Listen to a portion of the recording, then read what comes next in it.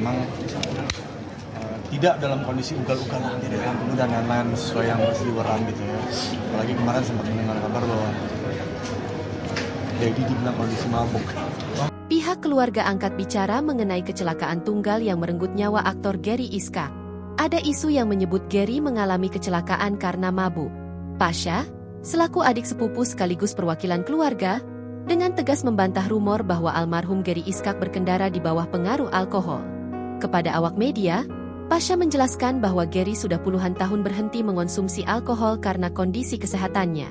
Apalagi kemarin sempat mendengar kabar bahwa Dedi dibilang kondisi mabuk. Wah, gak masuk di akal? Kata Pasha di rumah duka di kawasan Ciputat, Tangerang Selatan, Sabtu, 29 November 2025. Abang saya memang sudah berpuluh-puluh tahun ini gak usah yang namanya alkohol. Minum Coca-Cola aja kejet-kejet, kasarnya gitu.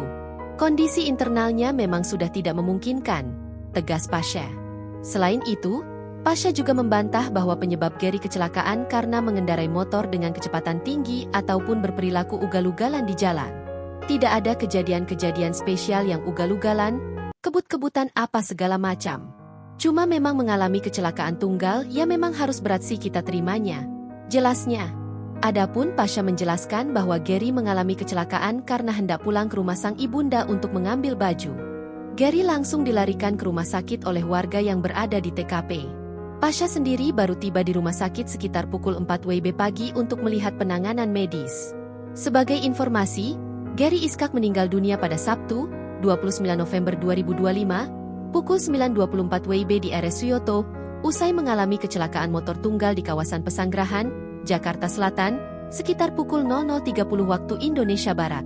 Jenazah Gary Iskak kemudian disemayamkan di rumah duka di Pesona Gintung Residence, Ciputat, Tangerang Selatan dan dimakamkan di TPU Tanah Kusir pada Sabtu, 29 November 2025, sore. Maksudnya ada kabar gitu. Sedangkan abang saya memang sudah puluh tahun ini nggak usah yang namanya alkohol ya, minum Coca-Cola aja kejet-kejet kasarnya gitu ya, karena memang kondisi internalnya kan memang udah tidak memungkinkan. Cuman ya itu biasa saya bilang berulang kali bahwa memang sudah jalan seperti ini, mengalami kecelakaan tunggal. Sehingga kondisinya harus masuk IGD dan harapan kita semua sih bisa selamat, bisa sampai kita lagi. Tapi memang Allah lebih sayang sama dia. Pasti baik banget.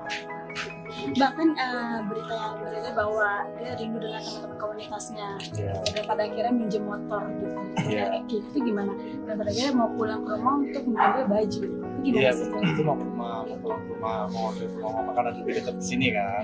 Jadi ya itu kayak saya bilang tidak ada kejadian spesial yang ugal-ugalan, apa segala macam. Cuman memang ya mengalami kecelakaan tunggal. Download Tribun X sekarang, menghadirkan lokal menjadi Indonesia.